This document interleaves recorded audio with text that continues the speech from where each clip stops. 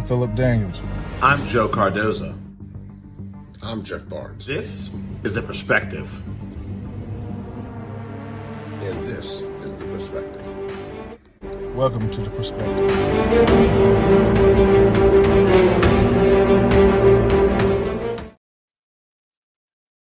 Indeed, welcome to The Perspective. I am not Joe Cardoso or Phil Daniels. I am Jeff Barnes. Shaven Jeff Barnes. I had to reboot the face. You know, that's what happens when you have facial hair on my jeans, And of course, the incomparable Mr. OBJ Jones in the house. How are you, sir? I'm doing great, man. Doing great. Glad to be back. Listen, these 2 weeks are gone so fast, with draft season going on, the XFL season winding down. I don't even know what dates are anymore. I just know it's just another day to wake up and keyboard and get to work. And it's not slowing down, man, because we got a whole NFL draft coming.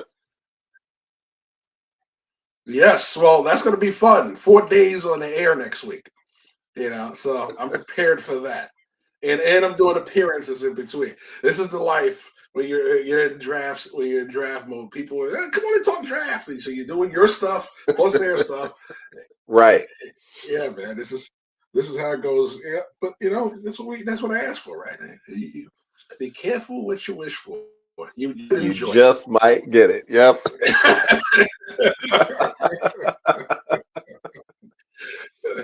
We got a fun show for everybody. Before we do that, I'd like to say we like to keep Phil Daniels and his family in our prayers. Going through a tough time right now. So we just wanted to make sure we got that out there. So Phil, we're with you. All the best to get you back soon. Joe, it was supposed to be the return of Joe. Joe got caught up, so he might pop in, he might not. But right now, you're stuck with the two amigos. I don't do the dance as well, but we're gonna keep it rolling. We're gonna keep it rolling. Thank you for tuning in. We're gonna hold it down. We're gonna hold it down. All right, you know, hey, here in Tampa, you in H Town, we got it going on. We're gonna be all right. They're gonna be out. Absolutely. Absolutely. I mean, when we talked last time, we talked about OBJ. We said he was finally getting offers. Lo and behold, he gets a deal. He is a Raven. Yeah. We said it was interesting that if he signs more, Lamar ain't there right now. So why would you go to Baltimore with no Lamar? Well, maybe he's thinking I can reel Lamar back in, offer him a better deal. I can reel him in and we can get this thing going. So we're going to talk about that. We'll throw a little Lamar in with that deal and that sauce. So tell me what you think about OBJ being a Raven. Yeah, I like the fit. I like it a lot better with Lamar, but I definitely like the fit. I think that OBJ did it the way that it should be done. He didn't just take the first offer. He didn't just take the quote unquote biggest offer. He took an offer that gave him the best chance to be successful. And the Ravens, they've now, changed offensive coordinators. They're going to be trying to throw the ball down the field a little bit more. They're going to be looking to combine that running game with a legit passing game. And I think that it's a very good fit for him. And I hope it works out to the point where Lamar says, yeah, let me get in there so I can be a part of what's going down in B-Town, in B-More, as my family calls it. But we'll see. It's going to be very interesting. I think it's a great fit for OBJ, and I'm just glad to see him back on the field when that day comes. Yeah, I mean, he tried to get the early money, right? He came back, all the teams late last year said, oh, yeah, I'm willing to play for anybody right now in the playoffs, knowing darn well he wasn't going to be playing it down before maybe the Super Bowl. So I give him credit for trying to work his way into some extra money by trying to get in last year. Didn't work out. Teams, they're not cheap. These aren't dumb owners. Regardless of what we say about them, these aren't dumb businessmen. There's a reason why they own these multi-billion-dollar franchises. Correct. Some of them may have been born into the money, yes. But however, some of these guys manage that money real well. They weren't going to sign him if he wasn't going to play at all last year. And when they sat down and brought him in for physicals and saw the knee and said he's not ready, all that money went out the window. So Correct. he did the right thing at this point. He waited till he could work out. He waited till he showed teams, hey, I'm fully ready now. Okay, great. Well, let's see what the offers come in. He didn't jump up and go, okay, I'm taking this right away. A lot of teams had interest. They didn't like the money. They went other directions. The Ravens stayed firm. Give them credit. Yep. There's a couple of teams that were still in the mix, but the Ravens stayed firm. Now, it's real interesting, like I said, him going there. We know the situation. Well, your quarterback is having a contract dispute. He's not there. So you're going to be playing with who? Literally who? We don't know who their quarterback's going to be if Lamar Jackson's not at the center. So that's the really interesting thing about it is how do you expect to produce without somebody actually throwing you a football? We know how it was when you were in Cleveland and you got the guys under the center that who you didn't really vibe with. Okay, after and you had some struggles. You go to LA, all the struggles went away. You find in the football. So I think if he's fully healthy, I think with what you're looking at as far as quarterback, if Lamar comes back and what we're seeing they're doing at receiver, they're starting to make some moves with Tom Munkin's offense. They got a running back.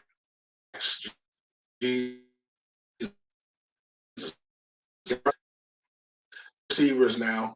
I think right now it's up to Baltimore to make their final push and say, okay, Lamar, let's get you signed to get you into camp. That's the big issue right now for me. They got to get Lamar's deal done. With Jalen Hurts, we'll talk about him. Right. You know, getting his money. You know, it's even more imperative. We're hearing the new room $200 million guaranteed deal. Is it enough for him? Maybe, maybe not. We'll find out if it's true. Okay, but it's more than Jalen Hurts. Not as much as Deshaun. Right. I think there's a guy who's won MVPs, who's been to the playoffs multiple times with the team that, let's say, offensively was inferior to a lot of the playoffs faced, and yet we're haggling over money with him. But Kirk Cousins has gotten 2 guaranteed deals. I don't get it. I really don't get what the issue is. I know.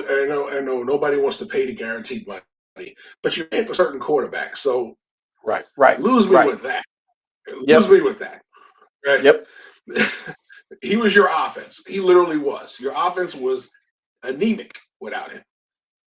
Even with all your skill players around a backup quarterback, it was anemic. He was your offense. Paid him, man, not messing around. But at least you gave him a weapon this time around, as opposed to keep throwing in guys that you're piecing together. No more seeds, Sneed, and all those guys you're throwing out there. I mean, it was nice drafting the Hollywood Browns, but that was a slot. Slot. You got to get in there. You got a number 1 in OBJ, or you're developing a number 1 in Bateman, however we want to see it. Right, but you got 2 legitimate wide receivers on the outside, 2 tight ends on the inside, some running backs behind them. You've got a decent O-line. You can still get better there, but overall, pay your quarterback. It'll allow this guy that you just signed for $18 million to look a lot better. Exactly. And I think that's where I am with it. You know, Baltimore, you're right there. And when you look at the franchises that have taken care of their quarterbacks, they are making a commitment to what they're building. If Baltimore was to turn heel and go in a different direction from what they've been doing, I think that says more about them than what it says about Lamar Jackson. You know, you want to listen to the Arthur Blanks of the world talk about how long is that style of play going to last? Well, Arthur, when's the last time you've been relevant? Your team has been relevant. So, you know, yeah, some of these guys are really smart. They're running multi-billion-dollar organizations and companies, but then they say dumb stuff like that. If Lamar Jacksons were easy to find, then everyone would have someone like him. And the fact of the matter is they don't. Kansas City knew they needed to pay their quarterback. They did. Buffalo knew they needed to pay their quarterback. They did. Philly Philadelphia, they did. Guess what? Baltimore, you're on the clock. You're building something, but are you building a big hole and throwing stuff in it, or are you trying to build a foundation that you can build stuff on it? But here's the stupid part about that whole thing. You change the style of play by changing coordinators, right? Right. You're making him more of a pro style pass down. You said, hey, Greg Roman, we do not need you here with your heavy run based, multi tight end, heavy set heavy play action offense. That slow plotting offense. We got rid of it. We're going to be more open, more wide open, more pro style. We're gonna compete to the level of the teams we face. If you're doing that, well, you've already taken the style of play excuse off the table, right? He's not going to be running quarterback counters and traps as much as he used to. Correct. He's not going to be running design quarterback sweeps and stuff like that, because what you're going to do with him now is you're going to utilize a passing game, play action with multiple receivers on the field, 11 personnel. You're going to run the waggles and the boots with him, out of spread formations where he's getting nickel and dime sets on defense to face a lot more sub packages as opposed to heavy sets. The fact that Pittsburgh put a 52 defense out there to stop him last year. I mean, it was like, come on. All right, that tells you how much respect they have for your receivers. They believe they can cover one-on-one as long as they stop your running game. And that's what they tried to do last year. So if that's the case, it tells you how predictable your offensive coordinator was. It wasn't the quarterback. It was your offensive coordinator. Yep. And understand this. Yeah, understand this. They made that decision based on what they saw in Lamar Jackson, not based on what Lamar could not do. They saw that Lamar threw the ball extremely well at Louisville. They saw that he could stretch the field and air it out, early in his career when he had the opportunity to do that. But you said it, with your a lot of times people will come in and try and make a guy be all they think he can be and not develop all the tools that he actually has. And I'm excited about them opening it up because I'm sick and tired of people relegating all that Lamar has been blessed with to a running quarterback. That's somebody that's a lazy take. It's a fan mentality. It's easy to say that and get away with it because that's all the teams do with Lamar. That's all they did with Robert Griffin III. And Robert lit it up at Baylor. You mess around and put too many people in that box, and Robert's going to get somebody behind that safety, and there you go. So, again, I like what they're doing. Now they need to do the right thing by the player that's going to eventually get them there. And look what happened there, right? Style of play. Well, the coach said, I don't trust him to throw the football as much dropping back as I do Kirk Cousins. So they added in all that extra stuff. He got hurt. They desperately needed him for the playoffs because they knew they couldn't win with Kirk Cousins as a rookie, but they knew they could win with Lamar Jackson. I mean, with Robert Griffin III, RG3. Yeah, and what happens back early for that play tears up his game. And then what happened in there? He came back early because he knew they were trying to replace him with Kirk Cousins. So, you mess up somebody's career when you make these decisions as a coach and a GM. I understand that being a coach. You understand that being a coach, what you do affects your player. So, mistake that they're making. I hate to see it.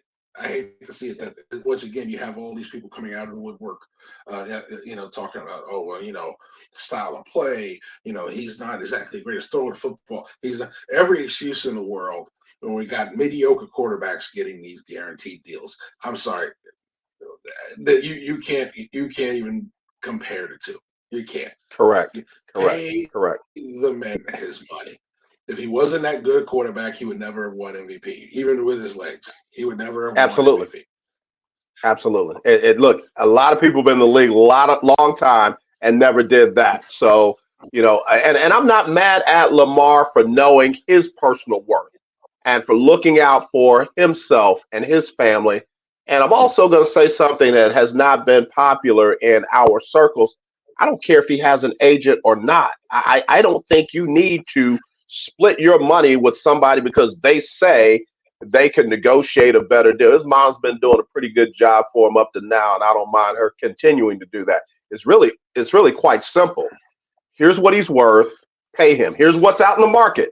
Now, do you feel like this quarterback is that much better than what you have in Lamar? If so, then let us go. Let us go somewhere else and give it a shot somewhere else. But if you think that Lamar is better then pay him more. If you think he's equal, then pay him the exact same. If you think he's less then let us go and we'll go somewhere else and we'll get what we feel like we're worth. It's real simple. It is. It is. It doesn't make any sense. No, it doesn't. There's no way. There's no way to make sense of it. Yep. Like I said, at this point, you see what he could do during the football. But most importantly, okay, if you're trying to say, well, we're trying to find a deal comparable to him, there is no other Lamar Jackson. There isn't. That's the mistake that people are trying to say, well, how do you pay him? You pay him because he's special. Okay? Special quarterbacks don't come around. Good quarterbacks come around a lot more often than special ones do. Right. He's a special quarterback. Randall Cunningham was a special quarterback. Correct. Michael Vick was a special quarterback. But those guys did things that nobody else could do. You're preaching. And yes, it is what it is. Yeah.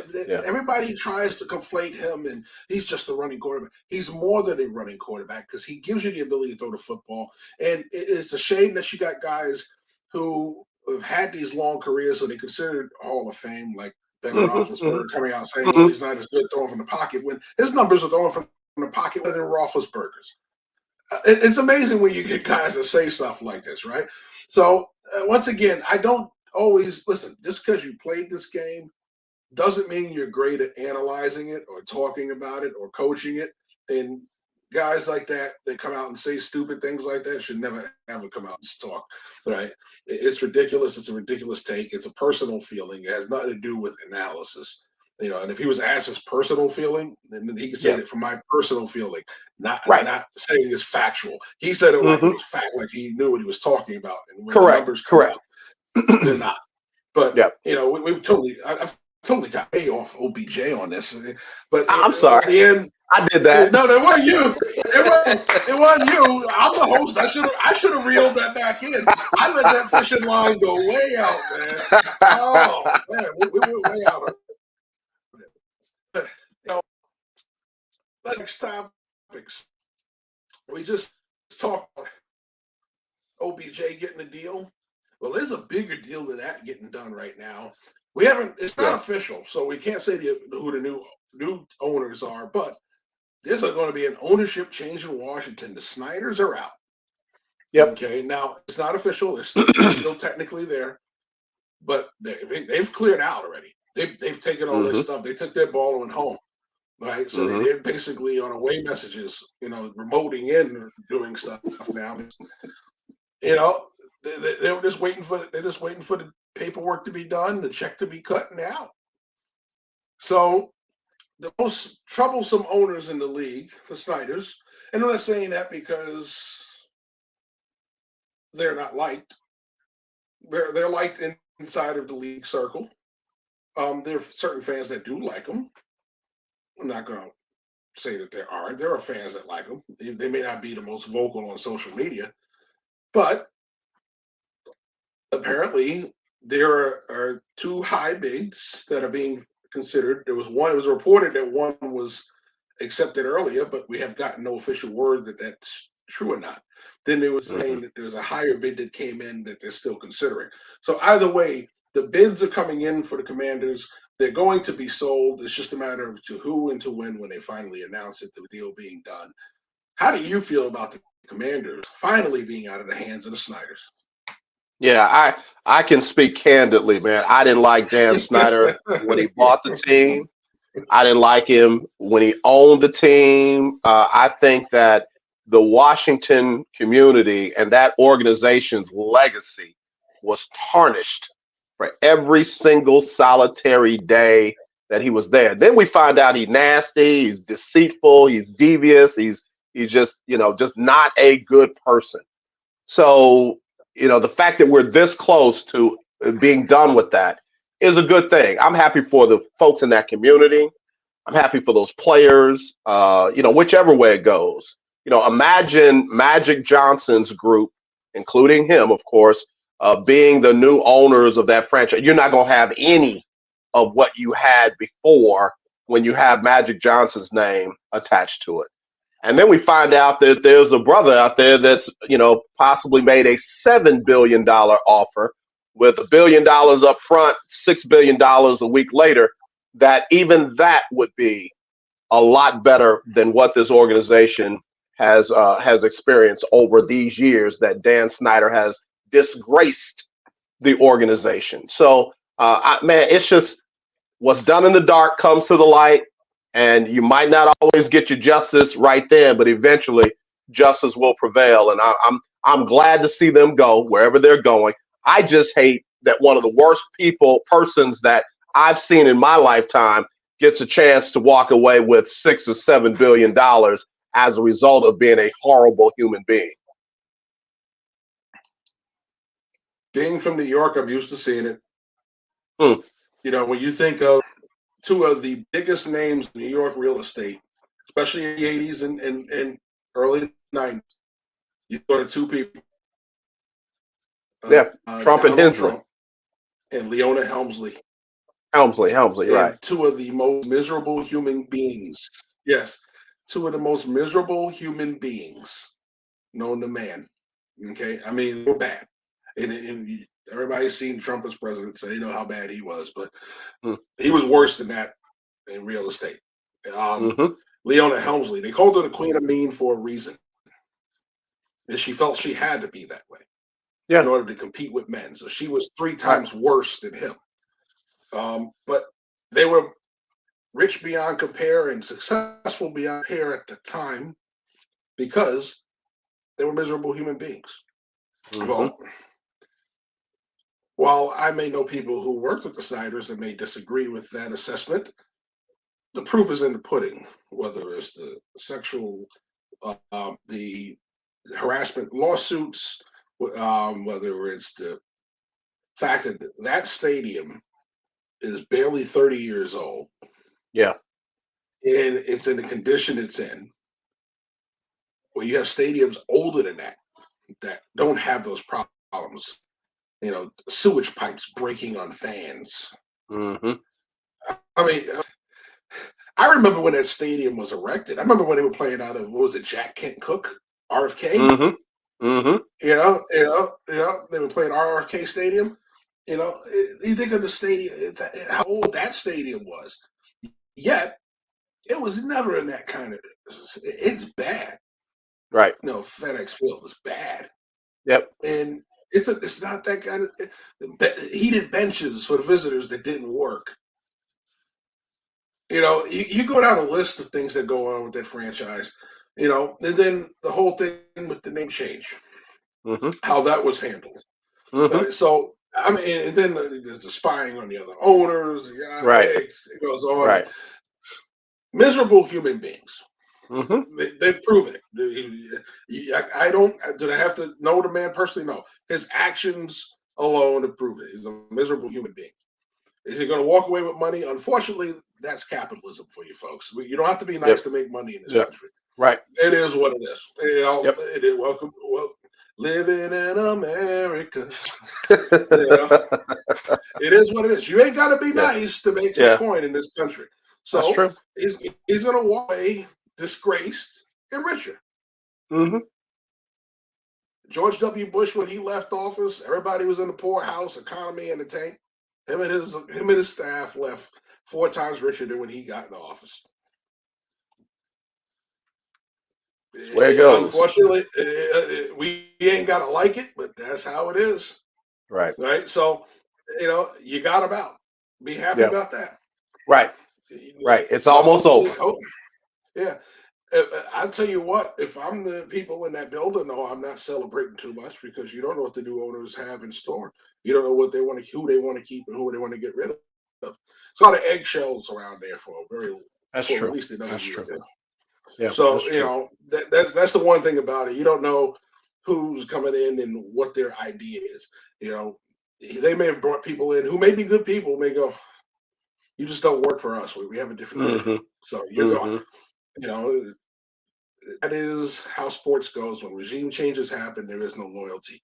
So a lot of people around really, really nervous for a while there in Washington, trying to figure out who's going to be there, and how do I keep my job. So that's that's not going to be over anytime soon.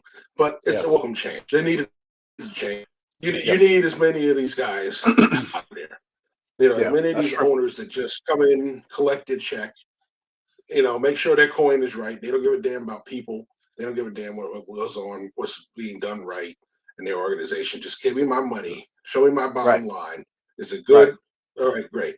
Are we winning? Great. Win. Give me some more money, and keep it. They don't care how bad things are, how bad people are being treated. Those people need to go. Because if you want to be this league of image, it has to start at the top. We talked about this. Correct. You know, we talked about the cost.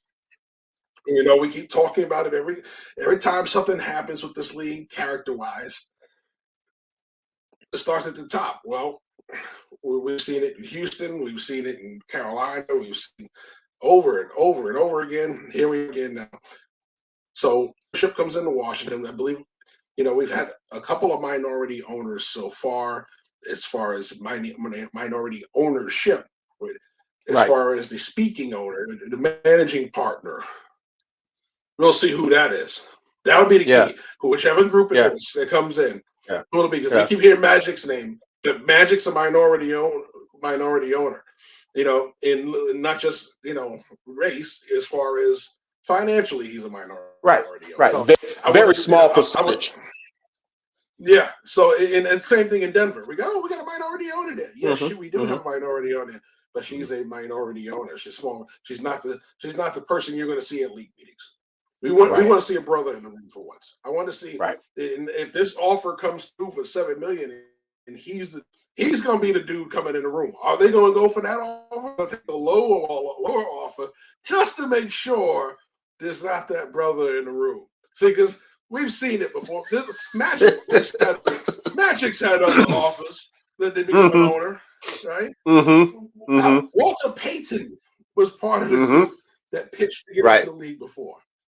Right. Their own Walter Payton Man of the Year statue. The award, the statue, you name it. Right. Couldn't get an ownership, right? Couldn't become an owner. Couldn't get in the room. Everybody, Hamilton, I want to be in the room. Minority owners don't really get to be in the room. It's the speaking partner that comes to the table. You look at the Pagulas. His wife, I believe, is a majority owner, but she's not the speaking partner. He is. That's right. He comes to the meetings. That's right. So McCaskey, I think, is the only female owner, or Ford is the only female owner. Only female owner that actually, I believe, comes to the meetings, right? So the owner of the Saints doesn't come? I cut out. What was it? The owner of the New Orleans Saints, Miss Benson. I think she comes to the meetings, right? Benson. She would be the first, I believe, if she comes to. I haven't seen her. I know she's released statements. You know, same thing with Mrs. Ford. I know she's released statements. Right. I don't know if they're at the owners' meeting. You might be right. I don't know. You might be right. I know Chicago, McCaskey doesn't come to the meetings. She sends her son or she sends a proxy. So I don't know, as far as the female owners, I don't know which ones come to the league meetings. That's the question I have. Is there's only a couple, and it's because they're grandfathered in because their family were owners. So you know, when you think of the Fords, when you think of the McCaskies, John Mara. So there's not the daughter involved. That's the son. So, you know, I think Pagula, when it comes to the Pagulas, she is the majority owner, but the husband is the one who does all the league stuff. So Tennessee Titans. Doesn't the daughter technically own the team for the Tennessee Titans? Or yes, she does. She doesn't come. Right. I know she doesn't come either. No, she doesn't come to any of the league Right. functions, as far as I know. Right. I've never seen any pictures of her with the ownership. It's Yeah. always been the guys, the old Yeah. boys club. So it's real interesting to see which ones are actually coming to these meetings. It would be nice Yeah. to see it if they're going to have these female owners, to have them in those league meetings and the pictures and all that stuff, making the decisions, breaking up that room of old guys that are all sitting there talking the same crap. It needs to be broken up. You want the change to happen. Everybody talks about the equality, the equal hiring, and all that stuff. Right. You got to get the other voices in that room. You do. Correct. It's like we Correct. talked about the draft for all these years. Well, Mhm. we wonder why players from HBCUs not getting drafted. Right? Well, you want to get that representation in the room. In the room. Get Yep. those people in the room. You Right. got to get those advocates in the room. So same thing with the owners. So Right. it's time for us to get some libation. So take a break. Okay.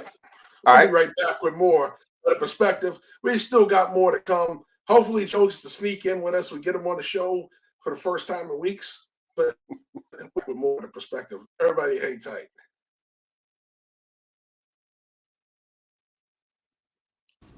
This commercial is brought to you by TrueBrain. Say hello to TrueBrain. We're not magicians. We're not going to turn you into a rocket scientist, unless you're already a rocket scientist. We're not big pharma, and our products are custom made to boost mental output. We empower people to do their best thinking.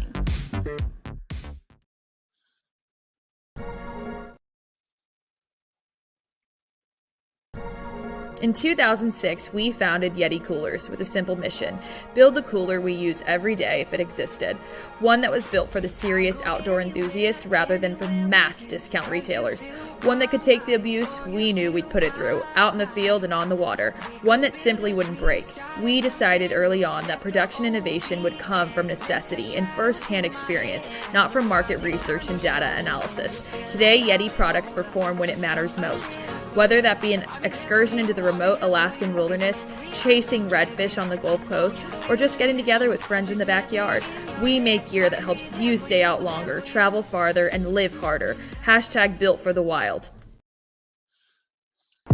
Hey football fans, we have a great offer for you from one of our newest partners, FanDuel Sportsbook. Sign up now for a new FanDuel account by using our special link located in the description, and you will get a no-sweat bet up to $1,000. That means that you can bet up to $1,000 on your first wager risk-free. FanDuel will give you the amount you wagered back in free bets if you lose. So go ahead and bet on your favorite team this Sunday, and even if they lose, you are taken care of. To claim this special offer, just click the link in the description and create a new account. Then, make your first bet on whatever you like. That's it. Win some money at FanDuel today. And we are back here with more of the perspective. Of course, I am Jeff Barnes. That is, of course, Mr. AJ Jones in the house. Once again, Phil is out due to personal reasons. Once again, we share our thoughts and these with him and his family.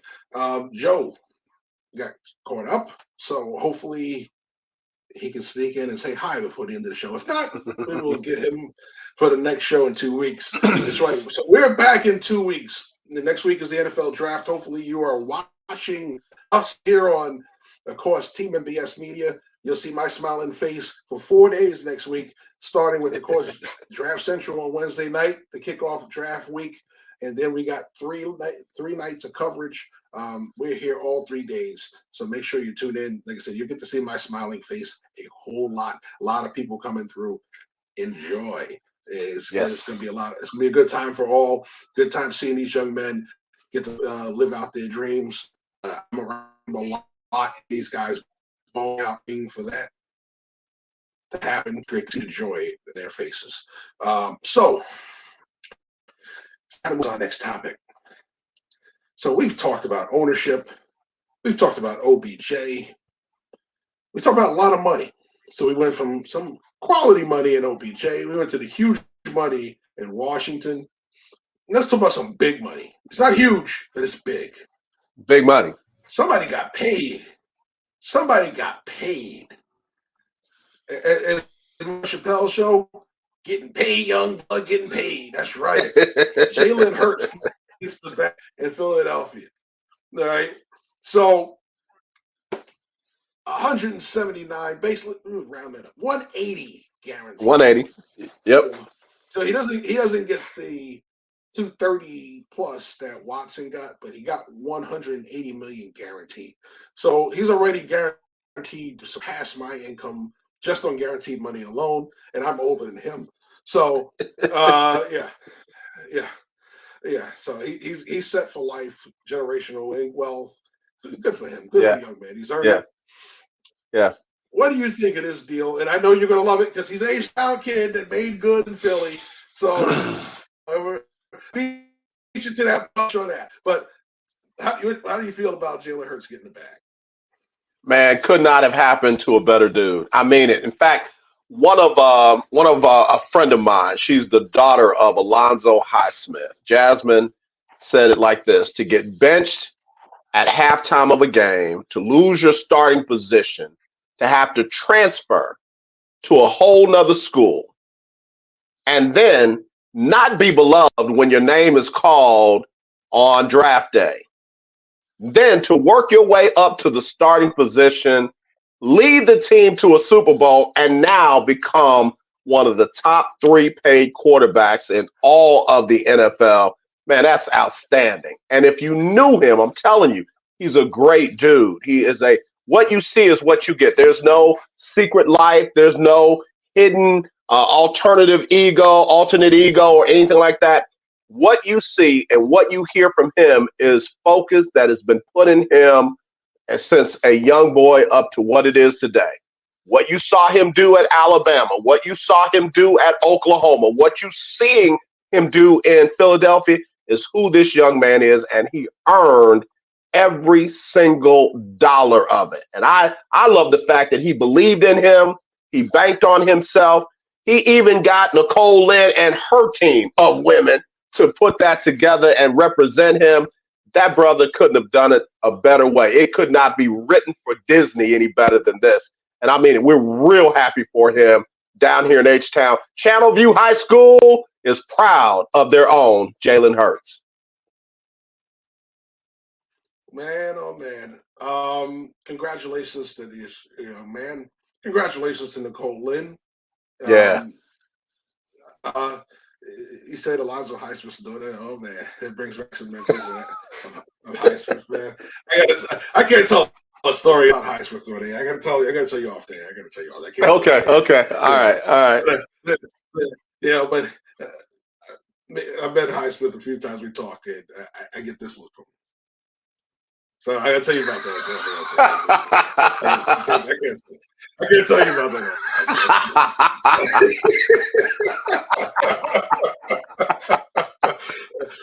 Okay. So listen, not everybody gets to get the bag. When you get your chance, especially coming off a Super Bowl, work for Flacco, he got the win and got the bag. Yeah. You lost it and you still get the bag. Yeah. You get the guaranteed money. What more can you ask for? Right. And his star is continuing to rise. And even if he has his struggles at this point and he doesn't have the same kind of success he's had, which happened, nevertheless, let's say he doesn't. Let's say he puts together some solid after this. He's going to be $180 guaranteed. Whether he gets this cut, whether he cut, 80 guaranteed. The only way I think he loses guaranteed money is if he retires early. Yeah. And then he has to, of course, kick some of it back because they'll ask to recoup some. But otherwise, $180 million guaranteed. And thank you, Brian Bosworth, the chairman of the Guaranteed Money Club. The reason why owners don't like to pay guaranteed money. Talk about exiting the game early with your guaranteed contract and walking away. Right. He's the grand. He's the. If there's a picture on the wall saying "never pay guaranteed money," is Brian Bosworth's face like this, because it is literally owners have agita about paying guaranteed money. It's because of deals like his. All right. So, but that's not the case here. He's earned the money. He's played well. He got to this point where it became, you got to pay up. Yep. This is an organization that says we were successful because of you. We're going to pay you. Right. Unlike another organization we talked about earlier in the show that's still playing games with their quarterback's money. So correct. 180 million. Okay. Now, if he never sees the rest of that contract, if he only sees 20 million of the rest of it, think about it, that's $200 million. Okay. Like I said, he's already passed me on the income scale. I still haven't even sniffed that much money in my lifetime. So, you know, he's been to a Super Bowl. I haven't even sat in the stands at a Super Bowl. Okay. So, I mean, listen, he is winning. Yeah. On and off the field. Yeah. Right? Kudos. All right. This is what it's about. Going there, making good on your opportunity to play this game, doing it on the field, getting rewarded for what you do on the field, being the kind of person that they need you to be so you can continue to lead a team. Yeah. All of the above. Kudos to this young man. Right? There's nothing wrong with it. There are people who are going to hate, why do you all this money? And there are people that talk about football players making a lot of money. They're babies. And I'm going to tell you this, folks. I haven't made a fraction of what these guys made playing this game, and the mess that my body is at 46 years old. Okay, you make your money while you can if you're playing this game because you're going to feel it afterwards. It is what it is. You are going to feel it. You're going to be paying a good amount of money back to doctors for medications and surgeries as you get older. Okay, anybody walking around at 46 in need of a knee replacement? I know I'm one, and 10 to 1, a bunch of other people. Usually, they play basketball or football. So this is what we pay. We offer a to play this game, right? And at some point, the bill comes due. So make your money while you can, enjoy it, live your nice, comfortable life, leave wealth for children and your family, and enjoy it because there's going to be a bill that comes due physically at some point for this. Enjoy it while you can. I enjoyed my time playing this game. Like I said, they're under a fraction of what these guys. Now, it's not even a pittance. You know, it's not even close. But nevertheless, I enjoyed every minute of it. You know, that's what this game is about. Enjoy it. It says it's a kid's game. No, trust me, any grown man plays kids' games. But, come on, man. But you know, it's not a kid's game where you play grown man football. But I will tell you this, folks. Listen, this is what it's all about. You go out there, you sit on the field, you get what you deserve from your organization. Okay. What playing out here should be playing out in another city with another quarterback, and it's not happening. At least he's got his money. Give Howie Roseman for making sure I'm going to solidify my franchise with the guy that's shown me that he can do the job. Yeah. I got a lot of respect for Jeff Lurie as well. Jeff Lurie gets it.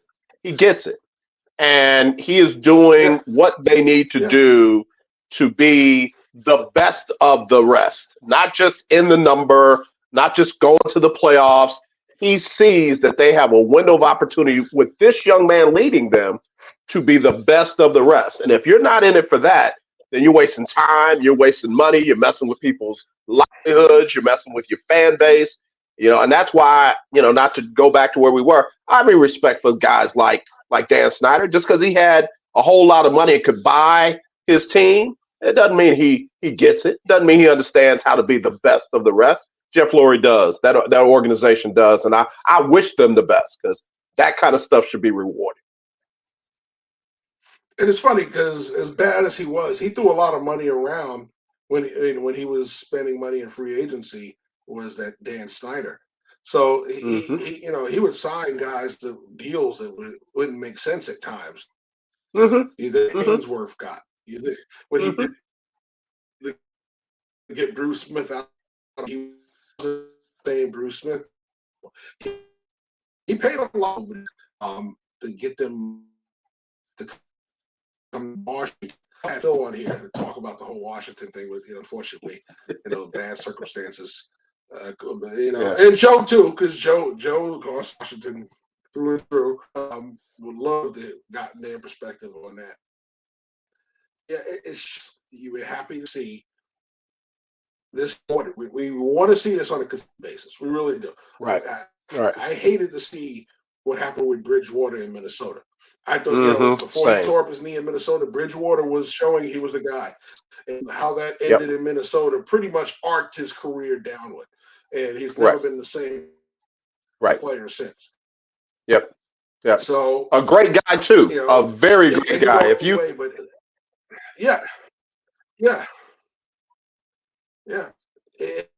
would want to see him rewarded in the same way for what he did, but it didn't happen. Right? It didn't happen. And when he finally got a decent payday from Carolina, you saw what happened. Mm-hmm. It wasn't the big guaranteed money, and he got ousted before the contract was even fully dry. Yep. It doesn't. You don't always get this kind of story, so it's happy to see Hurts, one of those people, get it.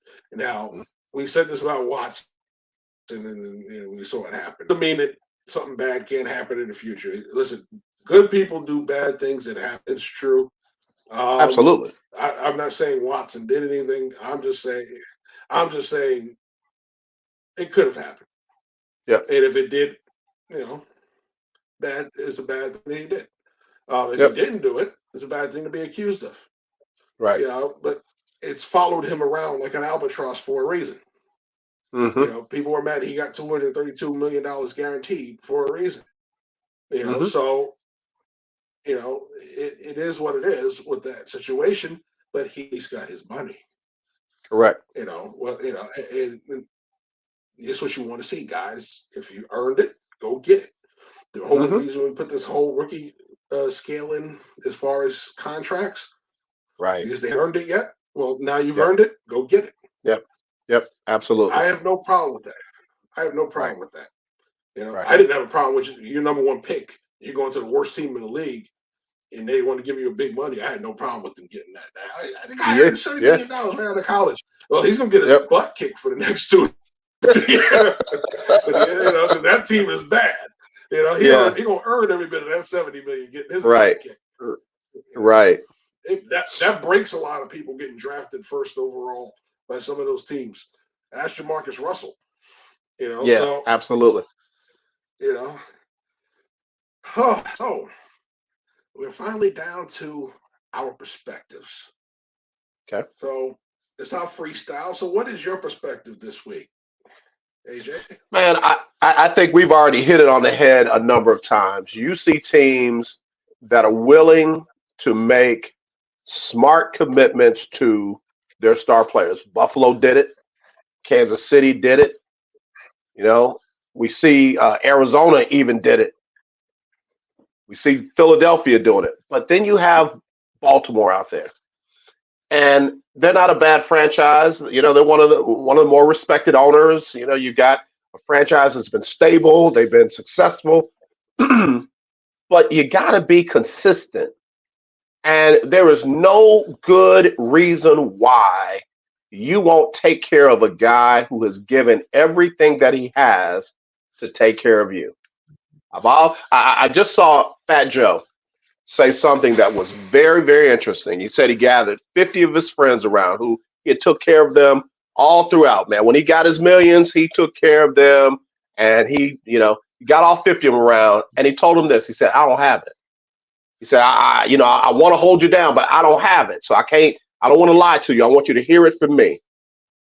Out of those 50 brothers, only 6 of them stayed with him. Only 6 of them said, hey, man, listen, whether you got it or not, we still going to rock with you.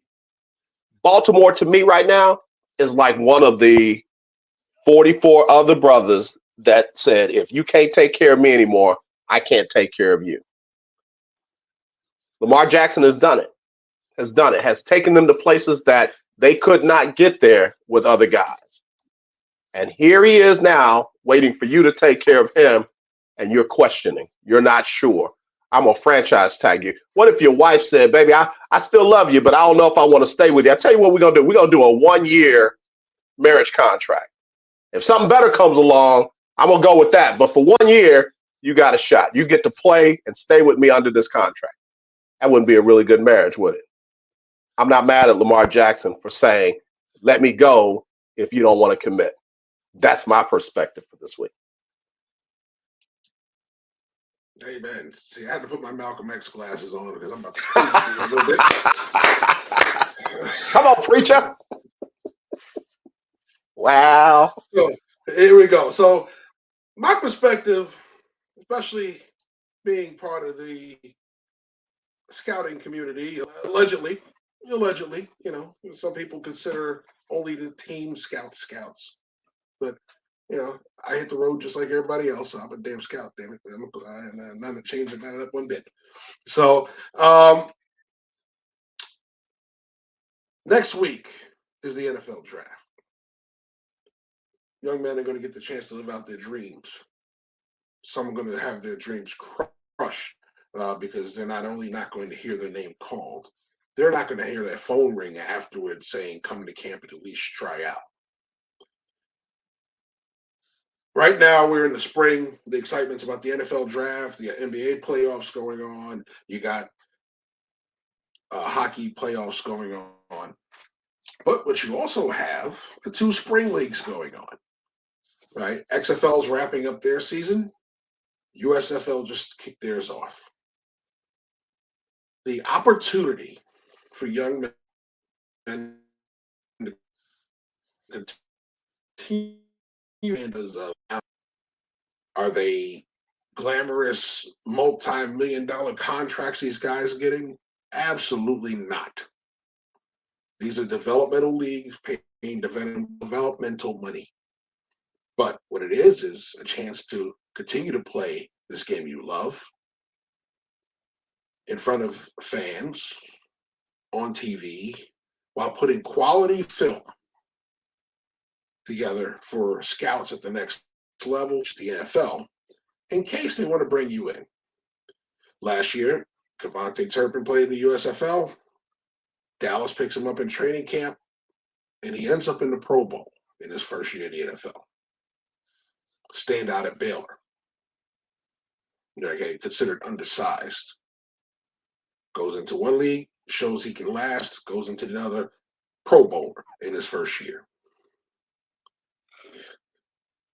The opportunities come whichever way they come. It's up to you to make it happen when you get there. I've watched men kill themselves for weeks in the XFL. They're going into their 10th game of the season, its final regular season game. Covering the Orlando team that's 1-8. Their season's over after this weekend. There is no playoffs for them. They've been eliminated already. And you see the finality of it all. This is it. It's going to be it for good. You may not even come back to the XFL. When I played in the 90s, there was no XFL. Well, yeah, there was no XFL. Right? The one time Vince did have it, trust me, you didn't want to be in it. Yes, what the he hate me's. There was an NFL Europe and World. You were so hard to get in, enough to get into the arena. So you have these avenues to expand your dream. You played minor league ball with me, and you're playing out there in high schools and city parks and wherever else an owner could afford to pay a field, for you to play on in front of whatever fans they can get out there by any way they can get them out there. And you were praying to God that film was quality enough that these guys at the paying level would bring you in. That's what minor league football was when I played. It's now with these leagues now, it is no longer that. These are your minor leagues. If you want guys to continue to have a minor league, support them. Don't look at the XFL. Don't look at the USFL and go, oh, this is garbage football. No, watch those guys that are busting their tail, try to entertain you and say, well, this is actually not bad. Because if you watch the games, they're darn good games. The team's record, they compete. All right. Is it sloppy at times? Yes. They didn't get much of a preseason. There was no real preseason. Okay. It's a first-year league for the XFL. It's a second-year league for the USFL. All right. So there's going to be some sloppiness to it. No, it's not the same guys you see on Sundays in the NFL because they're trying to get there. They're not there. Some of those guys were there and they didn't last for whatever reason. They're trying to get back.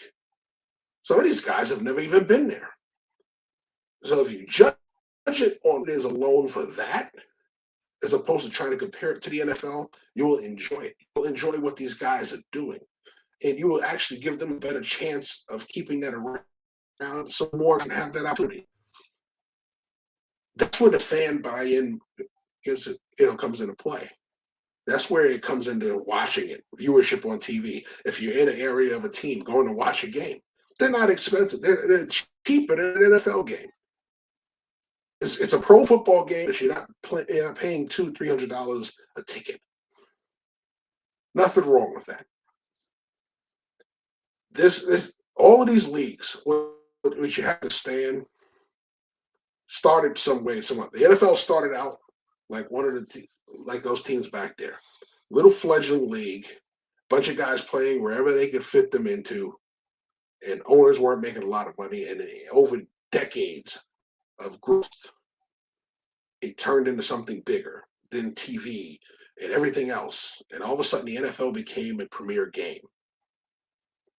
And it's grown to worldwide status now. But it became that way because people bought into it, whether it was fans, whether sponsors, whether it was the people involved. You want to keep the minor leagues around? Get involved, stay involved. You'll wind up helping people more than you know. That's how sports is done. It doesn't just magically get $1 million bigger contracts and everybody just continues being happy with it instantly. It takes time to build those kind of leagues. It takes time to build that kind of entertainment and trust with the fans. But you got to be willing to watch it with an open mind. That's my perspective for this week. Good stuff, man. Yeah, it helps when you live it, you know. You know, I hear you. True story. I want to say 1998 was still playing in New York, and or was it 2000? It was 99, 2000. I think that's more closer to when it was. And I get contacted by a coach in Germany. Says, "Yeah, we're looking for players. You know, pay you a certain amount of Deutschmarks a month. We house you, we feed you." And it was like, do I really leave my family here to go play overseas?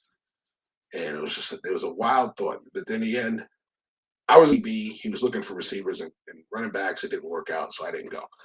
You know, and I wasn't crushed about it because I was like, really, I don't know if I really want to go to Germany. So,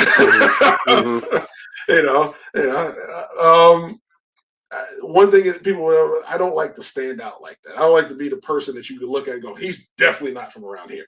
I had enough of that in the South Bronx. I hear you. As a kid growing up, you know. So yeah, yeah. So it's different house that felt seeing the guys bust their tail and seeing some of the coaches. I haven't seen Coach Rob Boyd since he was coaching the Cowboys tight ends in the 80s. You know, and to see him on the sideline calling, you know, he was the offensive coordinator here in Orlando. It's like, wow, Rob Ford. You know, it's a face I haven't seen in forever. You know, actually seeing Jamie Sharper in person. Me and Jamie Sharper talked off on, you know, we text, you know, here and there. We're part of the Minority Coaches Coalition. So we've gotten acquainted that way. We hadn't actually been in the same place. So when DC came to Orlando, we actually finally got to talk to him face to face. Same thing with Karan Reed. Karan Reed, Mount St. Michael alumni, like myself. People see the helmet back there. Nose tackle for the DC Defenders. Finally actually got to talk to him face to face because he played with my quote unquote nephews at the Mount. So he was about a good decade or two behind me. So yeah. Yeah, so I'm dating myself. I know. No, man, it's good But stuff, brother.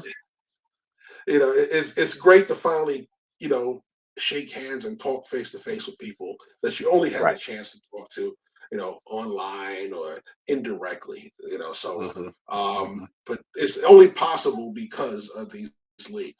It's bringing more people together than people know, and it really does need the support. Just crapping on it, saying it ain't the Right. NFL is Right. how everything fails, because the Right. NFL shouldn't be the only league.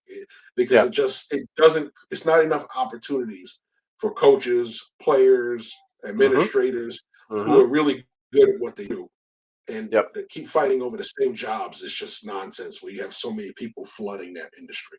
So Correct. it's good to have these leagues, folks.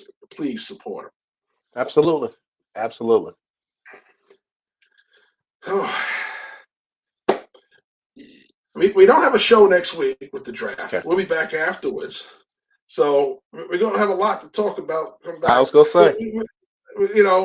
We'll be talking about, I guess, who got drafted where, and then we'll have the next wave of free agency, and Lord knows what other signings or scandals or whatever happens in the next week could change. It's going to be real interesting, man. Yeah. You'll get me with it. You'll get me a little bit livelier, because I'll be dead by the time Saturday rolls around. I won't have any energy left. I'll recover on Sunday.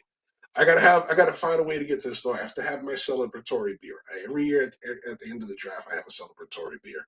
So We get that. basically saying I made it through another draft season. So another draft cycle. So this is, yeah. I always have I make sure I break out my Stella glass. It's got to be a Stella. Okay. Okay. My All Stella right. Stella. And I can have my celebratory beer after There you go. round 7. And then we start chasing down and finding out the guys that didn't get drafted. But Hmm. definitely, what's your plan for draft week next week? I'm just gonna be in the middle of it, man. So I'll be doing my shows the day after, the respective days of the draft. So I'll be covering it post draft, so to speak. And it's gonna be very interesting, man. Down here, the Texans hold number 2 and number 12, and with Nick Caserio and the Patriot way, you just never know what he's gonna do. So we'll see. Come away with one of those top 4 quarterbacks. Come away with a big time edge rusher and get a wide receiver, and we'll talk. We'll talk. Well, see, how's that retirement working out for you, man? I'm retiring, and you say you got your shows going on. These working retirements kill me, man. But Jeff, the difference is I'm doing it my way instead That's of true. their way. That's true. So That's I true. can say That's true. I'm gonna do that, or I'm not gonna do that. I want to do that. I don't want to do that. Look, the little saying, get somebody else to do it. I can say that now because it's mine. I can't. I'm still Bojangles. So I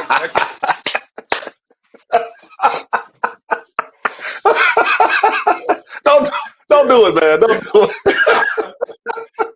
got no choice, man. Brother got to eat.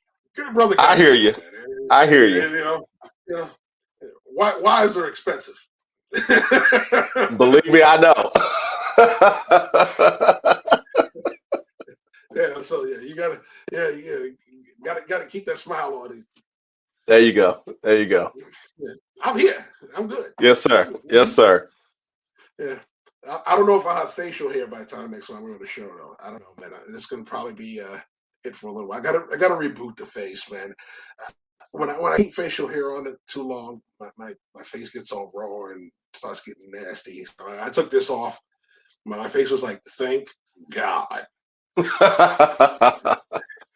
Because well, it's like a few years back, I did a no shave November, and I haven't shaved since. I clean it up, but man, I just haven't shaved since, and I love it, brother. I love it.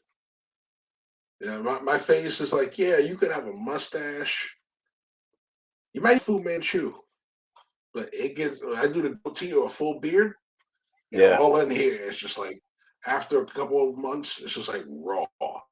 Yeah, I got it. And I feel it. I'll start doing this, and it's like I have to wash my face like I would have a full head of hair. I have to wash it because it starts like getting dandruffy first, and then after that, it just gets raw, and it's just like, oh, I know, I can feel it. And you get those nasty, really nasty hair bumps too. Yeah. oh, that's the worst. So it's like, yeah, it's got to go. So it caused a civil war in the house because my wife likes me with facial hair. And my youngest daughter goes, I like my father looking young. I said, well, I'm glad you think I look young because physically I skipped over middle age.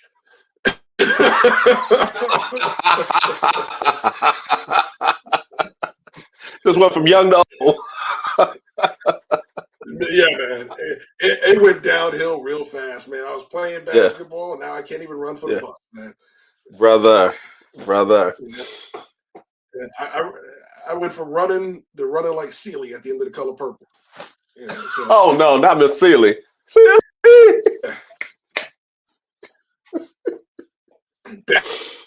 Bad. You know?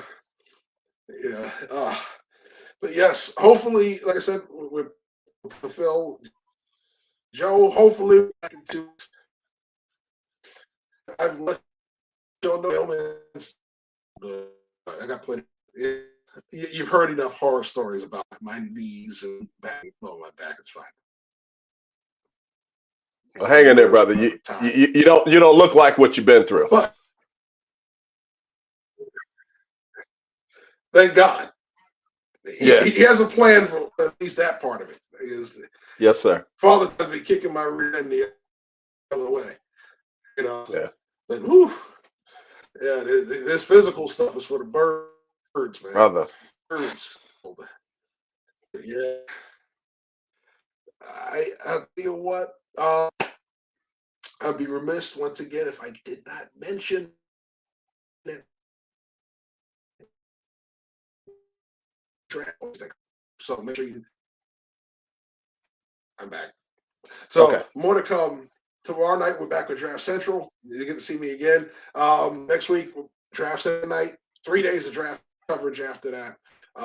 Whatever spaces people will probably be throwing up after that. I'm pretty sure we get a couple of spaces from some of the MBS people, Team MBS people. So stay tuned for that stuff if you're on Twitter or Insta Chat, Snapagram, as I like to call them, because I'm not on neither.